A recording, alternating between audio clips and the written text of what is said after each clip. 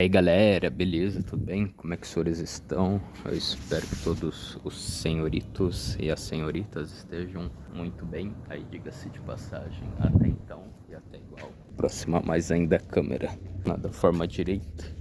Aí está. Bom galera, então o negócio é o seguinte, né? Ontem eu falei sobre Estado laico, porque eu sou contra o Estado laico, né? Porque eu apoio o Estado devocional. Mas eu acho que ainda faltou algumas observações, né?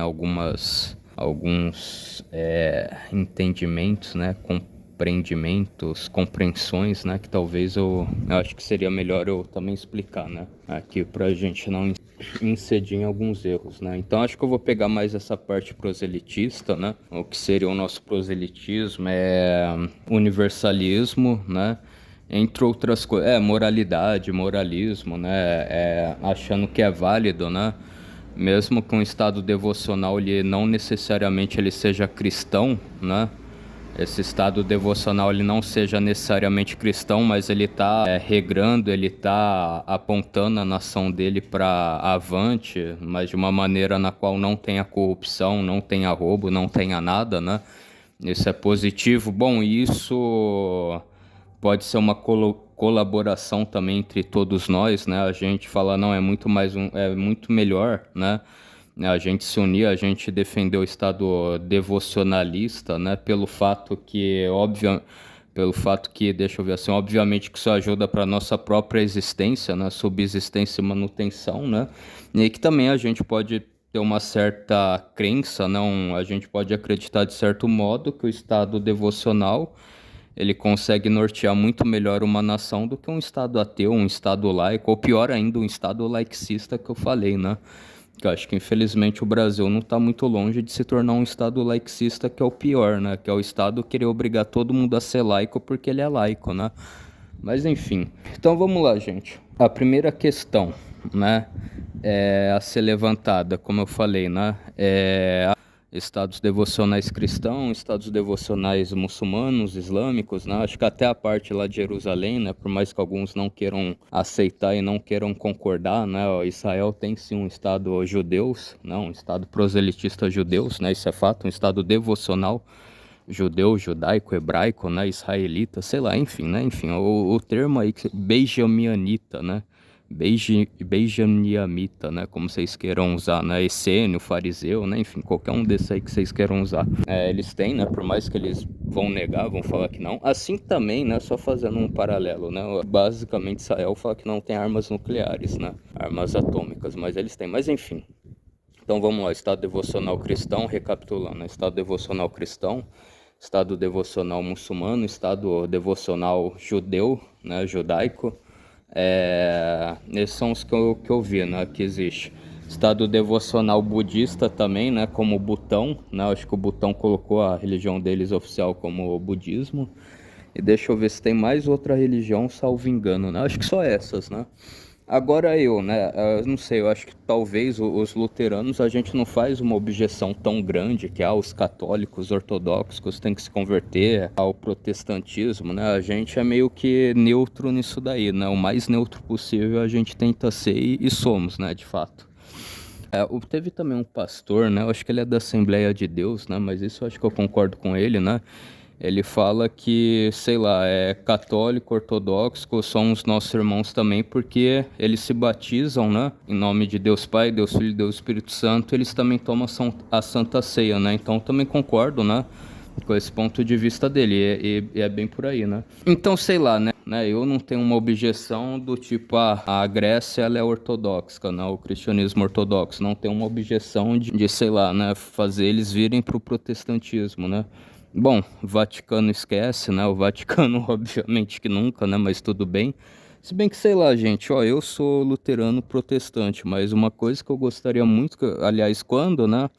O Papa Leão XIV, né? O Papa Leão XIV assumiu, né? Acho que uma das coisas que eu tanto falei, que eu tanto pedi aí para os irmãos católicos, é eles fazerem algumas reformas estruturais dentro das igrejas deles. Eu não sei se com outra bula, né, aí pedindo outra coisa, com outra bula papal, o Papa ele colocar, sei lá, alguma coisa pétrea, né? Porque eu acho que é muito ruim isso na Igreja Católica. Um Papa fala uma coisa, outro Papa diz o que o outro diz, aí outro Papa logo em seguida reassume o que o outro falou, aí passam os dois vão falar que não, que tá errado, então isso vira muita bagunça, né? Eu acho que talvez seria bom cláusula pétrea, né? A gente pega o Papa, deixa eu ver qual Papa que foi, se eu não tô enganado, o Papa Pio XII, né? Ele falou que não, que, sei lá, né, um casal católico, eles vão se casar, eles só podem ter relação sexual só para ter filho e o homem não pode usar camisinha e o sede vacantista acredita nisso, né? A maioria dos sede vacantistas são contra o uso de camisinha, preservativo, tanto a camisinha masculina quanto a camisinha feminina, né? Aí, sei lá, acho que teve um papa que falou que seria um pouco mais maleável se fosse o uso da camisinha feminina, né? Preservativo feminino. Agora, recentemente, vem o Papa Leão XIV, né? O Papa Leão XIV, ele fala que não, né? O homem e a mulher pode ter relação sexual saudável, né? O casal católico pode ter e normal, né? Não no intuito de ter filho, né? Enfim, né? Acho que eu não vou adentrar nessa parte, né? Corta para 18, né? Então, enfim, né? Em suma, vai Costa Rica que o estado deles é devocional e é católico, né? Não vou querer obrigar eles a se converterem né, para a reforma protestante, enfim. Então, bebi uma água aqui. Os estados devocionais de outras denominações, anglicano, né? O Reino Unido é anglicano, acho que só a Inglaterra que é anglicano, né? Enfim. Então, tipo assim, os estados devocionais, né, que são, que tem, vamos dizer assim, tem essa interdenominação, né, interdenominacionalidade, né, várias denominações diferentes, eu acho que cada um vai cuidar de si à luz do que também a doutrinação, os dogmas, a doutrina, as coisas falam, né, os católicos, eu acho que eles vão ter a moral católica, né, o anglicano, moral anglicana, a Dinamarca, né, a Dinamarca aí que é luterana igual eu sou, vai ter baseado no que, né, os reformadores deles falaram, ou os santos das igrejas católicas falam, né, os doutores da lei, né, acho que Santo Agostinho, né, São Tomás de Aquino, né, enfim. Então, mas enfim, acho que a estrutura básica do cristianismo, acho que cada um sabe, né, não pecar, não fazer as coisas erradas, não mentir, não roubar, então isso daí é básico, né, básico do básico, bem basiquelvis mesmo, acho que todo mundo aí já sabe, né. E aí eu acho que a gente não tem que se intrometer nessa questão denominacional. A gente não pode obrigar uma denominação a se sobrepor a outra, né? A gente não pode ter esse proselitismo de denominação. Bom, como falei, né? Butsuano acho que também é devocional, acho que eles são mais metodistas, mas eles são livres para as outras denominações também, né? Então, beleza, né? Eu concordo com isso. Bom, gente, então acho que basicamente é isso, né? Os que são devocional, né? Cristianismo, acho que não tem, né? Não tem, assim, né? O que falar, né? Cada um. Agora, por exemplo, os estados, aí que eu acho que eu entro na questão do proselitismo, né? Os estados que não são cristãos, mas, e tipo assim, eu acho que basicamente nunca, né? Que eles vão se converter ao cristianismo, né? Sei lá, Arábia Saudita, né? Meca, o negócio lá do Islã, não sei, né? A mesquita dos profetas deles, não sei, né? Kaaba, islamismo, budismo, né? Os outros, né? Judaísmo também, né? Isso que também não entendo muito bem alguns irmãos neopentecostais de terem essa idolatria ao Estado de Israel, né? Acho que cristão não pode nem pregar na praça, né? Que ele já manda lá o guarda e o guarda prende, né? Porque lá é proibido o proselitismo, né? Enfim, é proibido o proselitismo, mas, né? A gente sabe que eles são, né? Um Estado devocional judeus, as regras, enfim, né? Não vou adentrar muito nessa questão, né? Então, sei lá, né? Se eu fosse pregar, né, a pregação é uma coisa, né, pregação, proselitismo, tudo mais, né, então uma coisa seria eu ir lá conversar, não sei o que, mostrar a Bíblia, né, porém tem algumas coisas, gente, que eu acho que o pessoal não entende, né, assim, uma pessoa, você vai pregar a Bíblia, você vai falar da Bíblia, a pessoa vai ler, vai entender, e não vai, sei lá, acreditar em Deus, não vai se converter ao cristianismo, não é tipo assim, a pessoa ela é uma burra, ela é uma analfabeta, que ela não sabe o que ela está lendo, ela não consegue interpretar um texto, ela não consegue fazer uma interpretação de um texto, óbvio que ela sabe, né? A pessoa, né, ela entende o idioma, ela sabe o idioma, só que, né, por razões, né, de força maior, né, que não sabemos, essa pessoa simplesmente não quer se converter, né? Essa pessoa não... Peraí, deixa o Petralha passar, né? Essa pessoa é um Petralha como esse. Essa pessoa, deixa eu ver... Essa pessoa pode ouvir a palavra, pode saber as coisas, mas essa pessoa não quer se converter, né? Essa pessoa, enfim, ela não quer, né? Ela tem esse lado também. Então, gente, aí, como eu posso dizer assim? Peraí que foi beber uma água. E aí é basicamente isso mesmo, gente. A pessoa vai continuar no seu estado devocional normalmente, né?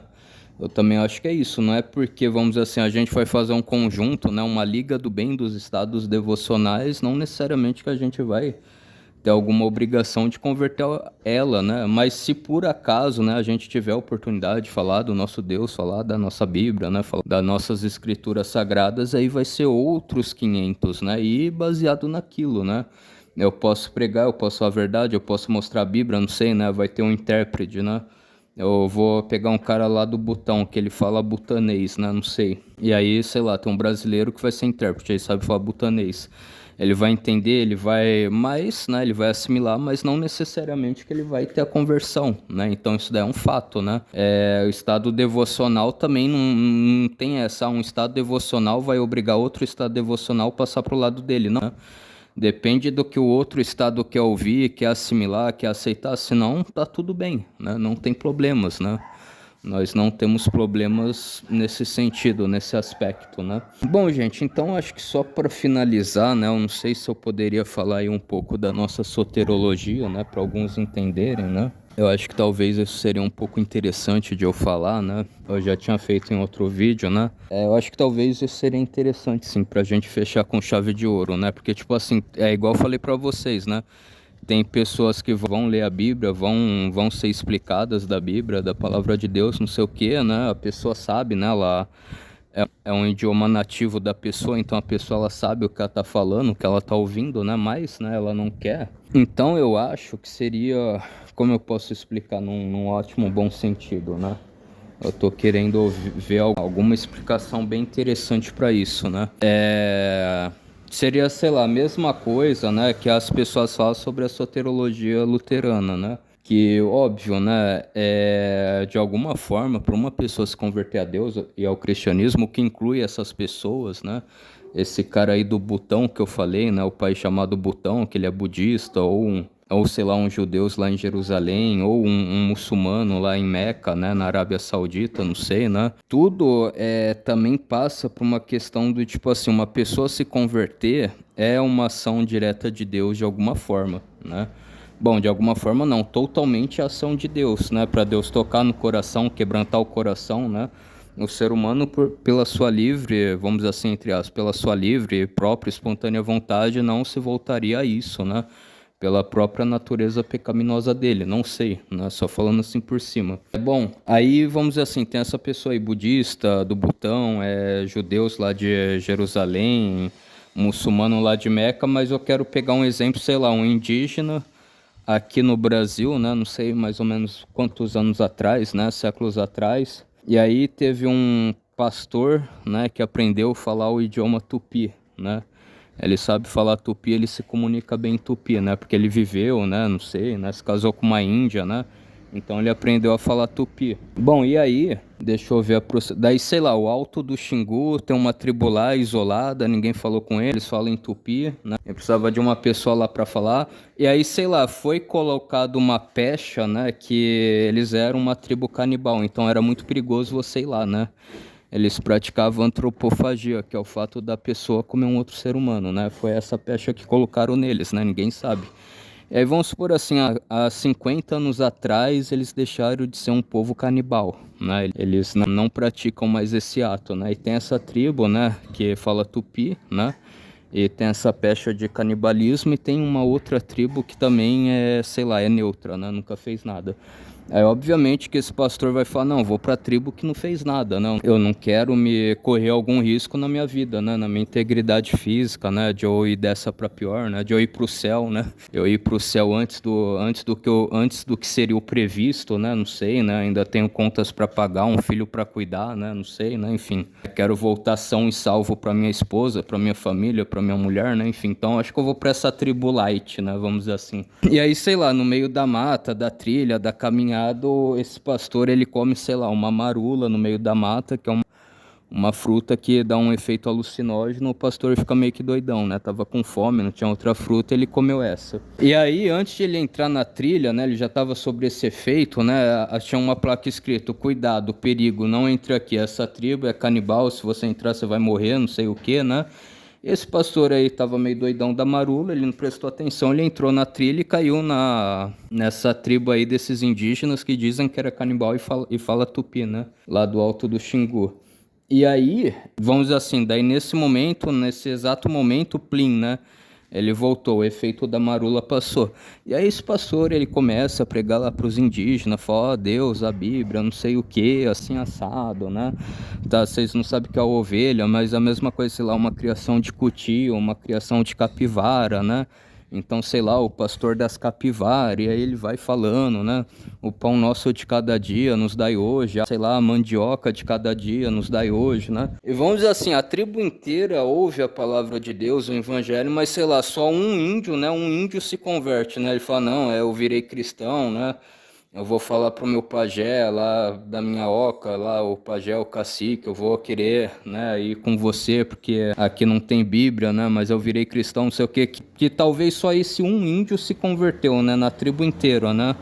Uma tribo que, sei lá, tem 50 mil índios, só um índio se converteu, né, com essa pregação desse pastor que caiu lá, né. Alguns vão falar que é acidente, né, mas eu acho que aí é que tá, né, isso é ação direta de Deus, né. Deus fez com que esse um pastor, né, ele fosse lá e convertesse só um índio, né. Então eu acho que aí é que tá, né, você tem ação direta de Deus, né, a conversão, os meios divinos para aquilo acontecer, a ação direta de Deus, né? Algum jeito Deus deu, né, para que esse um índio dessa única tribo se convertesse, né? Agora, óbvio, né, ele também tem que se esforçar, ele também tem que tentar colocar as coisas em prática, ele também tem que tentar evitar pecar, né? Então acho que é basicamente assim que seria a soterologia luterana, né? Que Deus, por uma pessoa se converteu, obviamente que foi um meio divino, né? A pessoa, por livre e espontânea vontade, talvez nunca ia conseguir chegar perto disso, né? Agora a pessoa também tem que se arrepender dos pecados, não fazer as coisas erradas, né? Buscar viver em santidade com Deus, né?